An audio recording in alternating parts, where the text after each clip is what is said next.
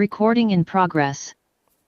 Hello, welcome to another episode of Head On with the Hursts, where we tackle difficult subjects head on.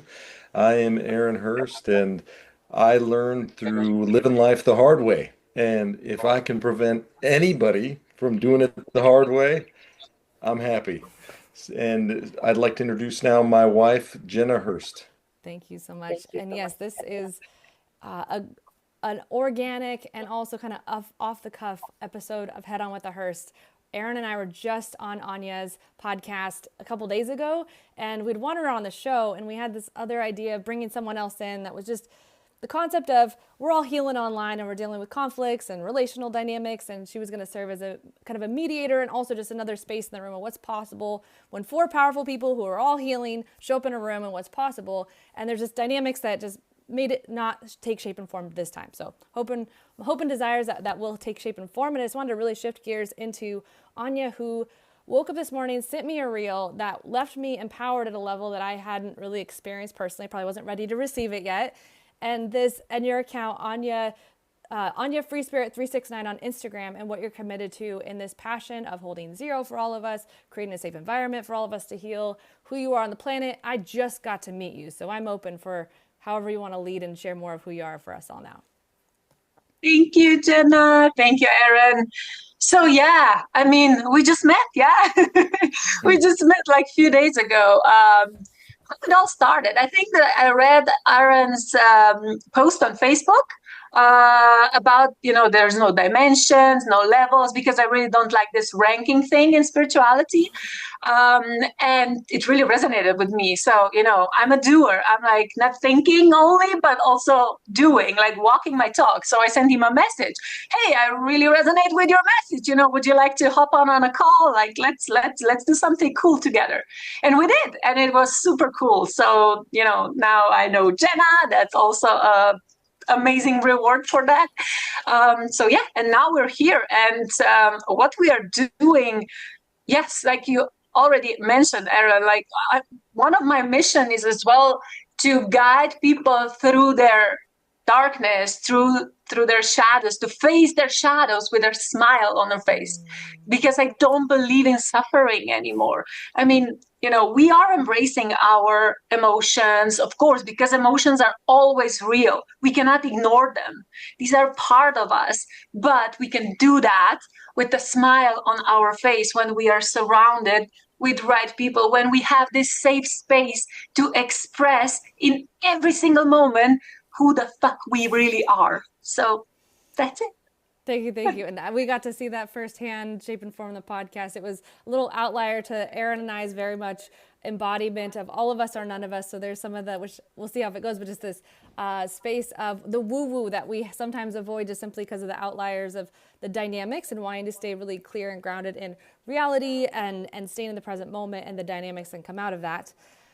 So what I want to stay where that leads us is the passion and desire. I think all three of us sit in the space of this can be easy. It doesn't have to hurt. We've all learned, as Aaron likes to say, the hard way. I just want to stop that from other people. Is there anything you see, Aaron, in regards to conversations of smiling with pain on your face? That's an interesting one because I don't know. For me, I've always kind of smiled with pain, and it didn't really help me. And I understand the sentiment, though. For me, it was actually learning how to cry and be sad that actually helped me so much. And I agree, though. It's the what I'm seeing now. The everything is accepted and good rather than what a lot of my process was making myself wrong for feeling these feelings like shame or guilt. And I see what you're getting at. It can be a far more enjoyable experience when you fully accept it and receive it rather than I was like, I don't want to feel shame all the time. I got to escape all of this. I'd hate it. I'm miserable. So I love that. That's what you're saying. I love that that's your message, and I think that people out there need to hear it because a lot of these people are barely making it through their day, and they don't even know what it feels like to smile anymore. So it's beautiful. And actually, I mean, we all been there. Yeah, and to even take it further, for the person who's at the space of like, there's no smiles on my face, this is really bad, this is really hard, the impossibility of that feat. there's a concept of like, I know my soul's smiling, my body doesn't have access to that right now, so I can kind of play with that. And then the real rawness of devastation, how to hold the smile. Is there any wisdom that you would be able to articulate for those in the room that are like, these terrible things are happening on the planet, I cannot smile as this is going on? Yeah, exactly. We cannot ignore, and like I said, we cannot ignore how we feel. And it's everything is valid. I was there.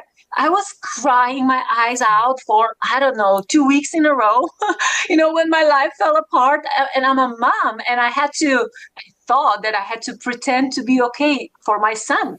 And, like when your life is falling apart, when like you're fucking broke, like when you have nothing, when you have no one, when everybody around you turn out to be like tormentors, like you have nowhere, nothing to lean on. You have yourself. You have yourself.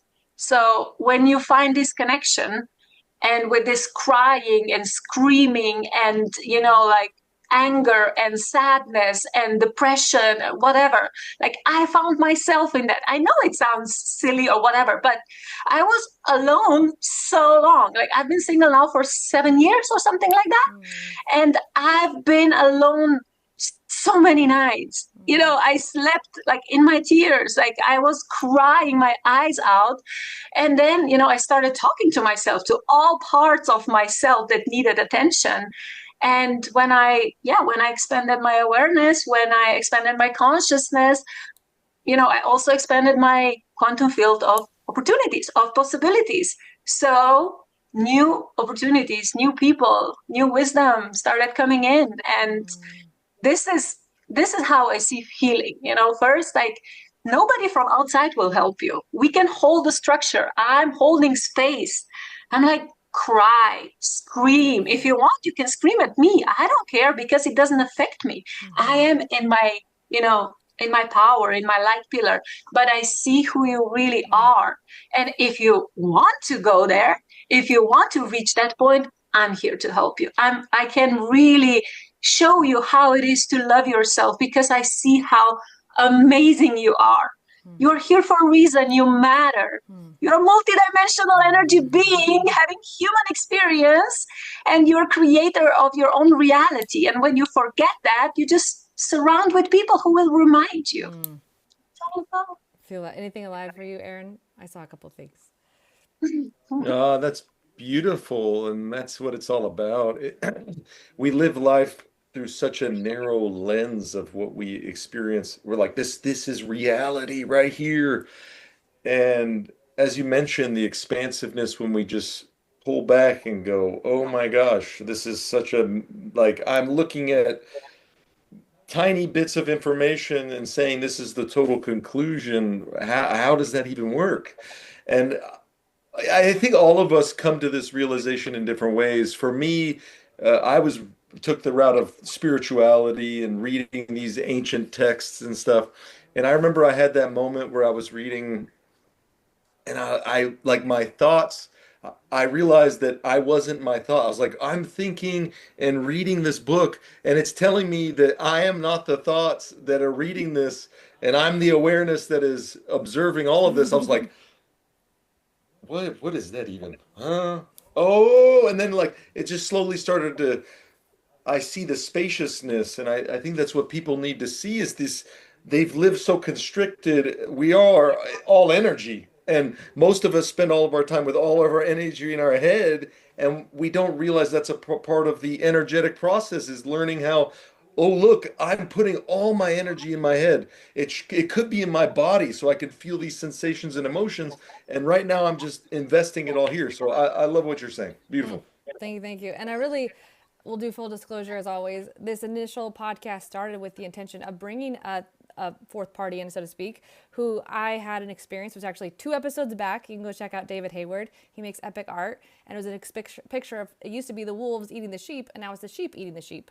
And I had someone who was a healer who laughed at it. And I was like, this is not okay. This feels wrong in my body that we'd laugh at this meme, because that's what happened to me. I was eaten alive by Christian culture, and it hurt me a lot. And I just said, how do you find this funny? And question mark, or why do you find this funny, or something like that, and then what is wrong with you, question mark. So I do know that I expressed in like a intense and an affirmative way that can say that quote unquote isn't right. There's just also a fundamental rightness that I feel is we don't laugh at people's pain. And so dancing in this conversation has been difficult, and it went from that to an extreme nature that has been, I believe, in the comedy of all pain, and I'm now a cult leader, and just a bunch of things that were extreme to receive. And if you need help with this, have your husband read what I just said. Like a lot of really ugly things that for me was like, whoa. So my intention was to have him 10 minutes on the podcast first. Like, let's hear what you have to say. I'm here, I'll go last. That was my intention. And instead of that, I'm left in a complete full-blown panic attack. He's wanting to control and demand his way. And I'm left with like, I just can't. Like, I cannot go into a space that's causing my body to boil into pain. And this is what I experienced for me personally as a feminine person. I've been so overpowered my whole life that having this space where I can show up fully and real is so uncomfortable, and a complete panic in my body. So it's like, it's so easy to ask for these healing spaces and shadow spaces, and like the dysfunction that happens and the regression into childlike trauma is so extreme for me, and I think a lot of us, and I want to be mindful of that. And so in the navigation of these dynamics, it's so flippant and easy to say, and then like rubber meets the road and we're like 2-year-olds with tantrums. And so I don't know how you see in that. I just see it in my own body, and the feeling in my body, and wanting to be in environments that would not cause a panic response. And when they do, how do we navigate them, which is where I show up ultimately in this conversation. Yeah, thank you for sharing this. First of all, we really need to know that everything what is happening in our body is valid. Yeah, it's real. It's real, and we are not too much. Like how we feel, if somebody, if we are, I don't know, if we are encountered with a person or a situation or whatever that triggers us, it's valid. This is ours. So whatever that person said, or like it has nothing to do with you, because that's his or her projection. So it's like the perspective of his or her world, but it's kind of a gift as well. Yeah, like we already mentioned. So it's like now it's like, okay, there is a part of you, that needs attention. But if somebody is calling for attention, we can be, we can be very nurturing. We can be very, very loving towards that part. And this is why we are here, to show people that this is not wrong.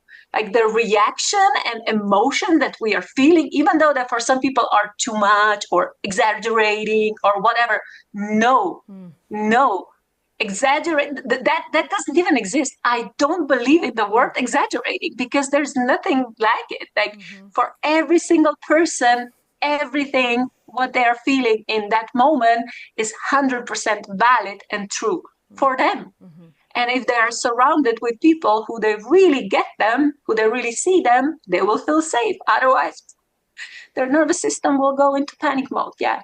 But hopefully that doesn't happen too many times.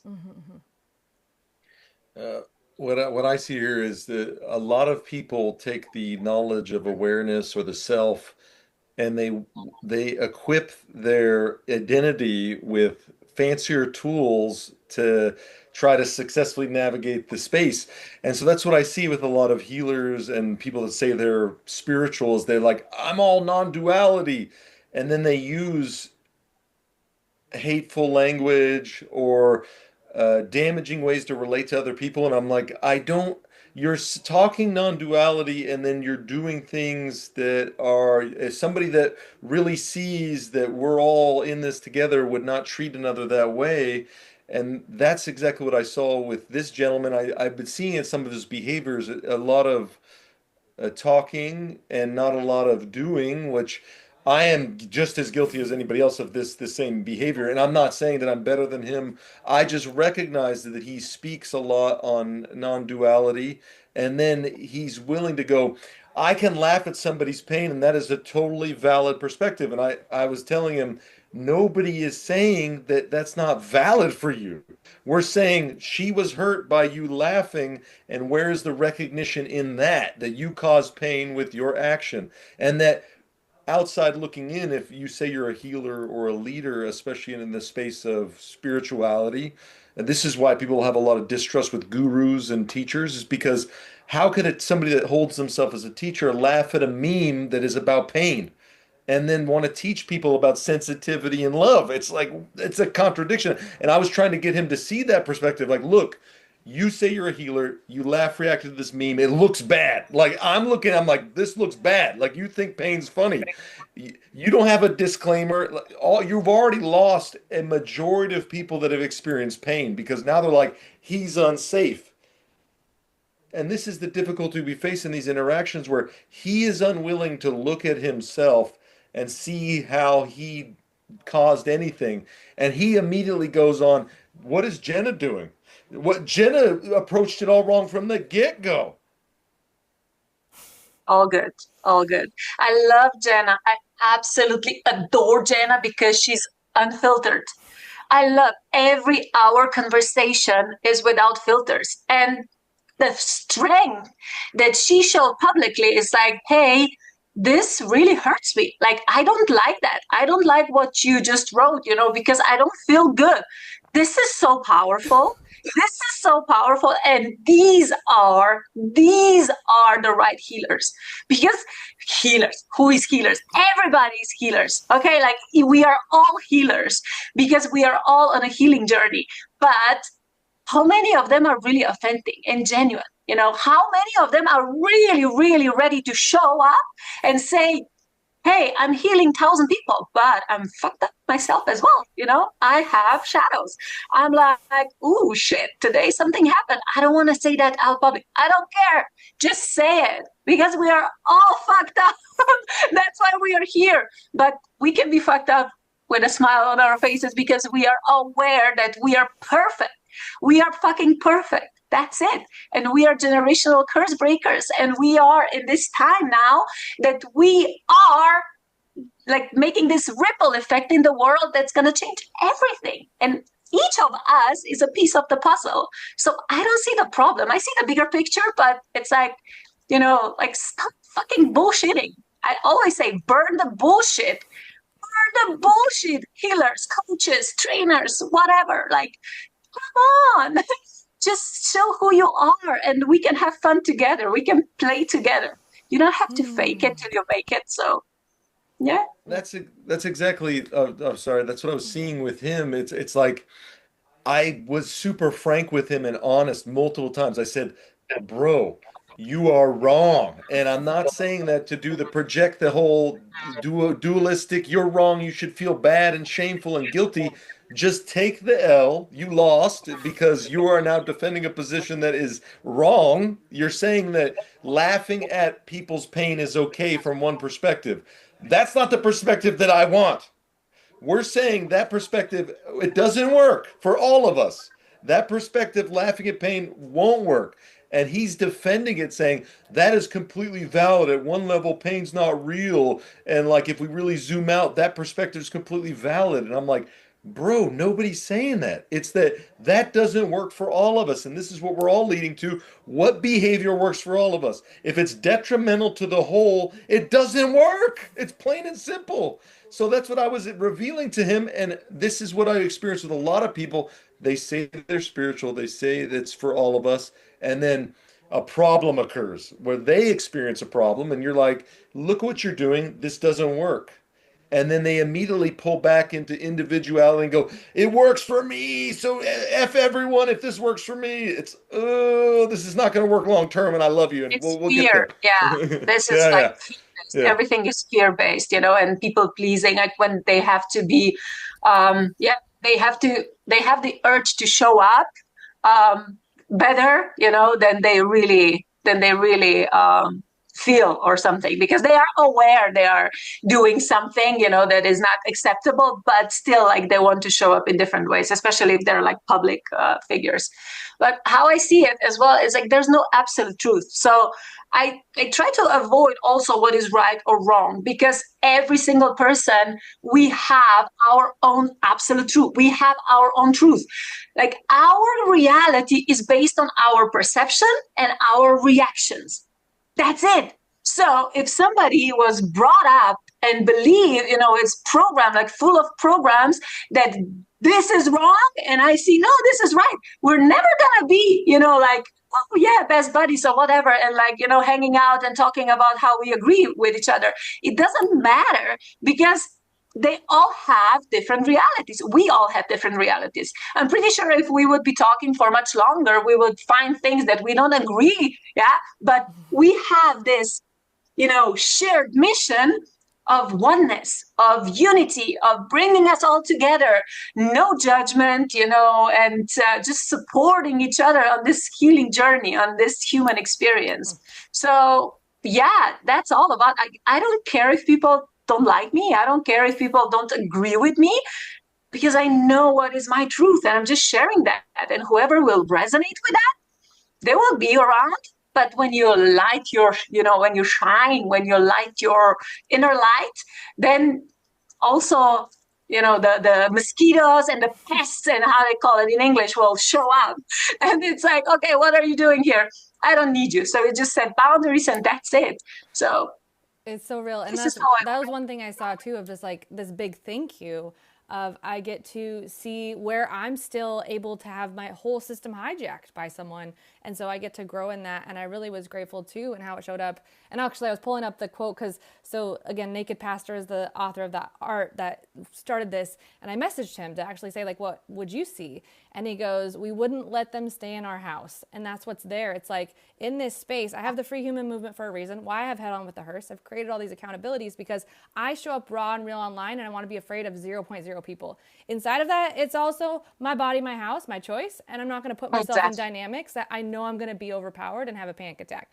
So Anya, someone I just met who I know can hold zero, and there's zero concern. So I wanted to create a dynamic where they could show up, share their 10 minutes and all that they want to say. And then Anya would be able to see how to navigate. And then I would wait to literally be the leftovers at the end. And if anything needs to be said, I personally believe 4, 5, 6 healers having to put in a room, we shouldn't even be having this conversation if we preach non-duality to start with. Like we're missing preschool level stuff if this is the conversations that we're having, just at a basic fundamental level. So that's where I see too, how can we ensure our embodiment and kind of the rules of engagement? Because I'm entitled to support him on laughing at people's pain. I'm around a lot of sensitive, broken people, not broken, but like I have PTSD. My body's broken. I'm disabled. So it's not to say I'm not broken. It's just also I've got a disability. I am broken to an extent. So I want the people around me to feel safe. And when they're vulnerable and on social media and in a relaxed state, their pain shows up and then someone that I'm friends with goes and laughs at their posts. It just is not something I feel I want to be responsible for, of one of my friends laughing at one of my friends' pain. It's just not,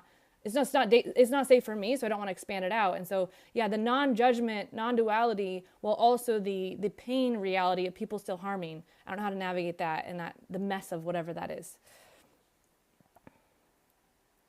Yeah. Yeah, what is coming through now, it's a question, like when you are hurt, like where do you go? Do you go back to the battlefield or you go to the hospital, for somebody to help you? So this is exactly how it is. Like you don't hang around, like you are not around people who you don't feel okay with. Yeah, that's the thing. Like you can eliminate them in a second because this is your temple and this is everybody are just visitors. Okay, like you said with the quote, like you will not let them stay in your house, but it's really important that you set boundaries and that you don't have to be available for everybody, just those who are really supporting your expansion. That's it. I mean, we are triggering each other, we are mirroring each other, but intentionally, you don't have to be, like I said, all you can eat buffet. Yeah. Everybody. I've somewhat been the other end of the spectrum of show myself as raw as vulnerable and allow myself to, with creating TikToks, I just open myself up to everyone and how much more stronger can I get? And there is finally a stage where I'm like, I don't have to keep getting strong. It's not a flex. So just protecting myself is what's there. You're awesome. Anything there for you, Erin? Yeah, and she stands for sensitivity and the people that have been hurt. So what I initially, because I've always laughed at my own pain. Like I said, I've always kind of been like, my pain's not serious. So I've always had a difficult time taking other people's pain seriously because I'm strong. I haven't had to struggle like other people with pain. And so initially, I kind of was like, okay, I could see how he'd laugh at it because I can relate that pain is like a joke to me. And not like when we go think about being empathetic and being with people, my just because I'm able to see my pain as a joke doesn't mean that when I'm with somebody else that takes pain incredibly seriously and is in excruciating pain, that I treat their pain as a joke or that it's funny because it's pain and I think it's funny. And that's what I was pointing to with to him. I was saying, look, you think pain's funny. The majority of 8 billion people do not think pain is funny. So when you do this, you're signaling to everyone else that I think pain is funny and I won't be able to be with your pain because I think pain is funny. And it's something that I've had to work with myself to get over that humorous. Have like a tick where I laugh at things that are serious because of letting off the pressure with myself, not having the full capacity to be with what's happening. And a lot of people have grown up with that too, that laughing to diminish the seriousness of what's occurring. And that's all what I was pointing with too. Maybe there's a different perspective that we can adopt that works for everyone. You're here for all of us. You're talking about non-duality. He also likes to, I have no problem being a little pointing at him. He likes to quote, especially my favorite spiritual text, the Advaita Vedanta, which I'm not sure if you know what that is. It's an ancient Indian philosophical text. He likes to quote it, and then he doesn't do it, and I'm just like, ouch, bro, because I know the text, and I'm just like, ooh, you're quoting it, baby, but we're not doing it right, and it's all good. You'll get it. Yeah, it's a playground. We are all learning and just trying or whatever. But like I said, we decide who we want to have around. Mm-hmm. So that's it. And we're not And here there, to save anyone or, you know, that's it. I want to just add that a lot of people have a misconception that you lose your boundaries. And I love that you keep mentioning boundaries. Boundaries is even love is a boundary. Like this is harmful towards love. This doesn't work here. And people treat that as like that's not all inclusive, that even subtle harm or derogatory language should be included in this vision of boundary. Like we don't need boundaries. We need boundaries are good. Oh my God. Like if, in today's world, if we wouldn't have boundaries, come on, like people pleasing is like a pandemic, like a lot of people, they're not even aware how much they are, yeah, they're in this state of pleasing other people's, the wishes or whatever. Like they have really difficult time to say no, especially healers and coaches or whatever, like, oh, open-hearted, heart center, whatever. Fuck that. You can be heart-centered and you can say fuck off to somebody who you don't like. That's it. Like this is my mantra, really. And we're about the 30-minute mark. So as we kind of finish down here at the last 20 minutes, and who knows, I do like the free version because it keeps us a good start and we can be mindful of the time. And with that, I really want to, my intention was, that was our goal, was to clean that out. And I do feel like we did what we did, and it is what it is beyond all of our conversations, and that person's not in the room, so I want to be mindful of that. And I also see this as what's possible when we come together and clear what I call 0 point, where we're not adding agreement, we're not adding drama, we're allowed to off gas what's real for us, get back into our power. So I kind of have a 2-for-1 question. Anya, anything you see with Jenna and Aaron that you would just be a mirror back, whether it be clear, like how we can be responsible, what we can clean up, we can take responsibility, inspect our guts kind of thing. And then that's 1. And then 2, like how can we improve and become better? And 2, what do you see for the world, your vision? People want to be on mission with you. You've been here. This is like, I want you to be your 10-minute TikTok, share the world of just who you are, what you see, and then your mastery and how you see it between Aaron and I. Yeah. So, I mean, I don't judge. Like if I'm asked to share my opinion, it's like I feel that, yeah, we could all really support each other with this non-judgment. So not pointing fingers or whatever, because every one of us has its own story. And there's a reason that that person showed up in our life. Because on every, on other side of the conflict or whatever is always a gift. Mm-hmm. So I always look at that gift, not the conflict. Yeah, the conflict is like, okay, conflict is there. It's okay. Let's see what we can do with it. but we don't have to invest our energy into resolving it. This is how I see it. And I would definitely support you with that. Like, we can remind each other on that playground. Otherwise, yeah, my gosh, like I said, so first of all, I can mention that I'm from Slovenia. Slovenia is the only country in the world that has a love in its name. A lot of people probably don't even know that we exist, but we do. You can find us on a map. It's in Europe, yeah. So I'm an energy activator. I activate light code. So basically, what does that mean? That means when we come together, yeah, I activate, I see the potential, I see what you have, and then I can activate it with my energy. So you remember how powerful you are. You remember how amazing you are. Sometimes that happens, what, in like half an hour after one light language transmission, or it can happen, maybe it takes a little bit of time, but I love doing that. Like, my background is in corporate recruitment, so I know a thing or two about like mind-based talents. But then when I went through my own transformation, spiritual awakening, whatever, like, I started seeing energy, feeling energy, and that talent, it went beyond everything. So now I know it's not only this skills, talent, competencies, but it's also spiritual gifts, yeah, that we are carrying. So the fusion of all that, it's really powerful tool, to go out in the world and shine. And as you said this morning, you're here to ignite the spark of self-love and empower billions. In that is your mission and purpose. And so I just see that too. Yeah, and when Aaron started and I met him, was tricking people to fall in love with themselves, the power of self-love, and what's possible when we all just kind of, what I like, stay in our own lane, or quote unquote stay in our own pants. And I'm going to do me fully, freely, loudly, proudly. How does you doing you, me doing me come together and work?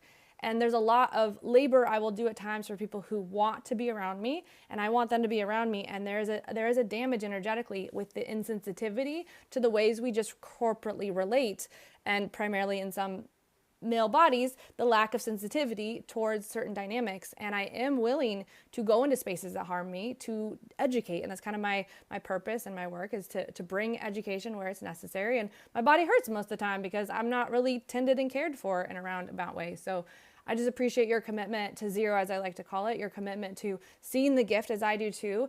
And what I really caused the big shift here was like, okay, this is what we're going to do. And then as soon as it wasn't clicking, I was like, nope, calls on Anya. She's been showing up. She's been epic. That's what's there. Let's do this. Let's focus on what can we bring to the world.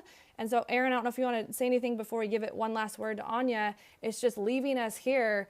How do we empower the world where it works for 8 billion people in one conversation, and making this the viral reality that we walk in?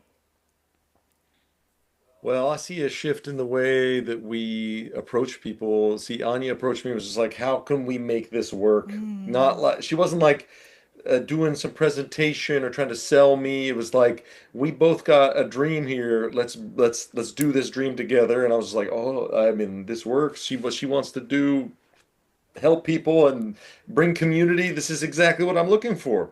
And so many of us are looking for like the extra, when like we could just look at a situation. What's the opportunity here? Not a problem to be figured out. And what opportunity? So I love that we came together, and I was super excited to meet you and the other ones that were on the podcast with us. And it felt amazing. And now see, this is what accepting an opportunity and just going head first into things without thinking too much. Jenna met Anya, and they're like talking all the time. This is great. I love it.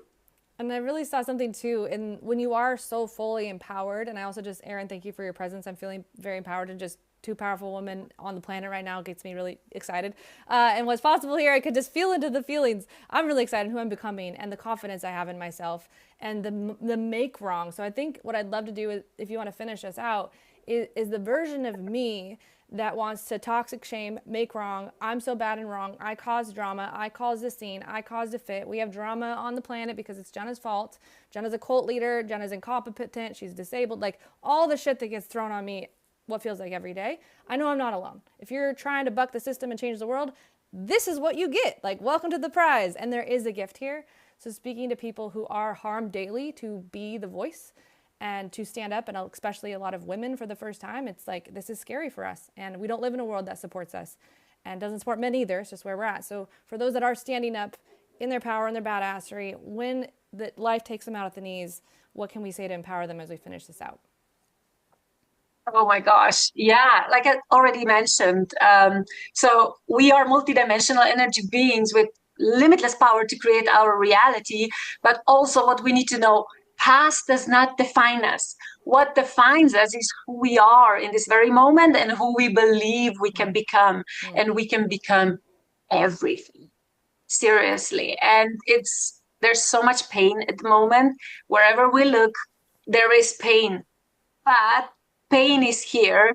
Like I said, on the other side of pain, there are gifts. So even this podcast, even us, coming together is a gift for those who are listening. And if we were able to activate something in them, like a spark, or like, oh my God, I want to meet her, or I want to talk to Jenna, or I want to, go read what Aaron wrote.